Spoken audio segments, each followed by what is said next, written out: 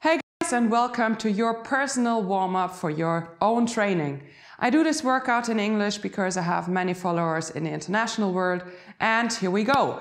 We start in a lower level on all four, placing your hands right underneath your shoulders, your knees underneath your hips.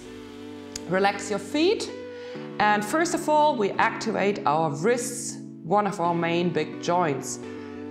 Shift your body weight forward and backwards, so sit right into it.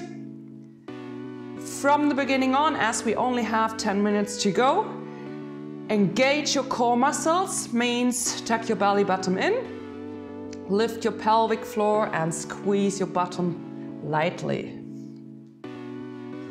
From here you turn your fingers outwards, moving more in a lateral plane.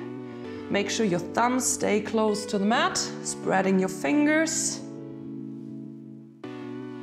And then you start to turn your hands more towards your body, spreading your thumbs and then moving backwards and forward. You might feel a light stretch along the lower part of your arms. This is meant to be. In that case, pull your shoulders down and back, squeezing the shoulder blades. After 5, hold on here, release carefully, and now last step, turn your fingers inwards, shifting in the opposite direction of the lateral plane. And another 2, another 1, and here we have a special wrist mobilization. Therefore, carefully place your hands just the opposite way around on the other side of your hands. Make sure even here your thumbs, they touch the mat. And then carefully shift backwards. Obviously this is not working that far as the other exercises, and then moving back forward, backwards, forward. Carefully, as this is a very intense mobility exercise, but it prepares your wrists perfectly for all front squat positions, no matter what you're going to do in your workout. Again, release carefully, sit back on your heels, lift your upper body and shake your wrists slightly, release them. Okay, give your fingers a little shake, they might even touch each other, making a little sound here. Once again, start to circle your wrists in one direction, in the other direction, as they are one of our 5 big rocks.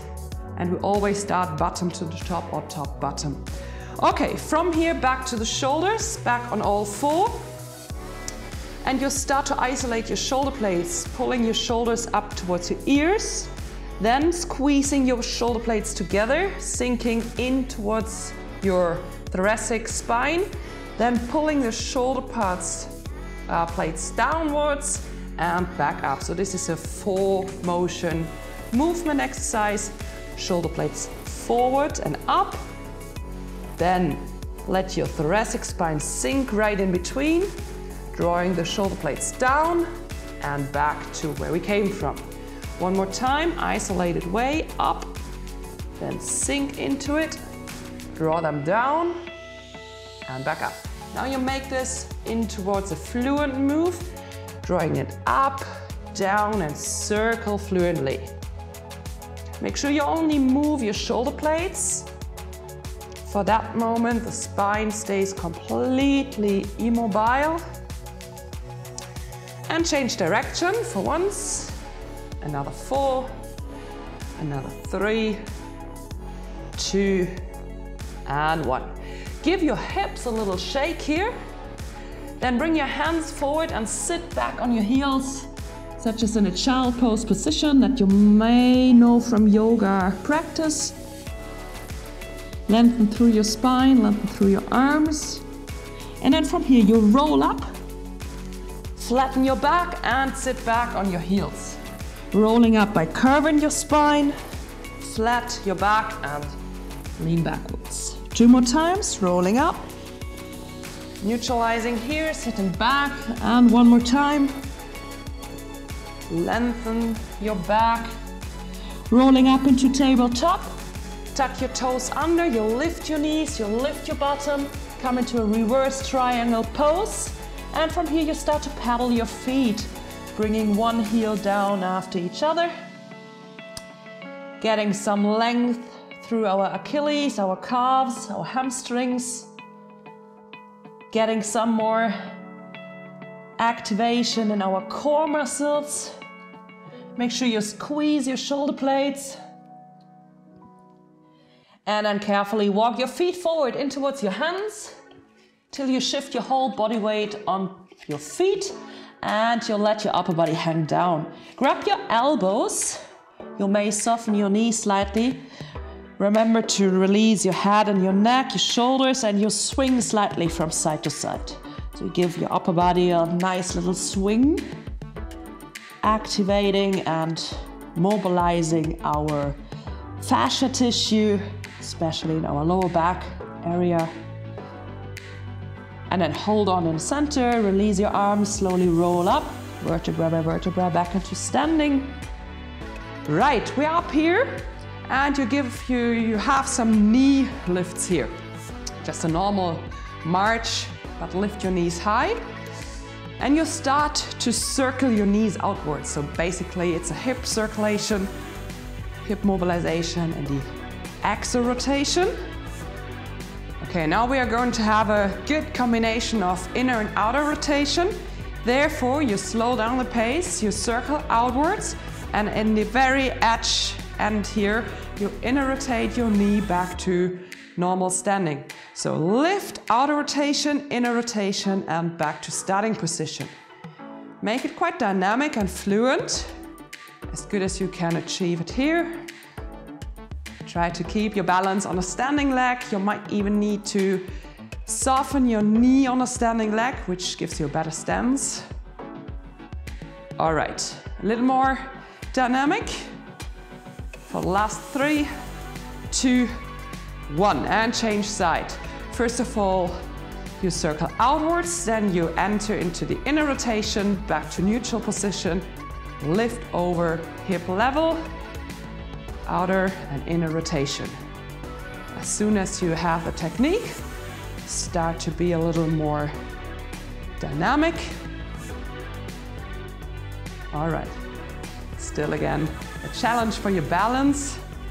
Last 3, 2, and 1. All right, give your legs a little shake, moving forward in towards our upper body. Therefore, place your hands on top of each other. Engage your core muscles by tucking your belly button in. And then you start to circle your upper body from side to side. Always facing your back elbow, because this is going to be the arm that's going to be extended here. Try to reach fully around you. Imagine you draw a circle around your body that you overlap behind your body. Last 5, 4, 3, 2, and 1. Back to standing. You interlock your fingers, you lift your arms, you open your arms sidewards. From here, you bend your elbows, try to grab your hands on the back. Therefore, I turn around. So you try to grab your fingers, interlock your fingers, open back up, and change side. Try to keep smiling, even this is a tough one. Open back up, lift your arms high, and then back to standing. One big shoulder roll. We do this once more, interlocking your fingers. Lift your arms. You might even come up on your toes. Then open your hands to the side in T position, bending your elbows, grab your fingers on the back, right between your shoulder blades, and open back up. Change side. And then back.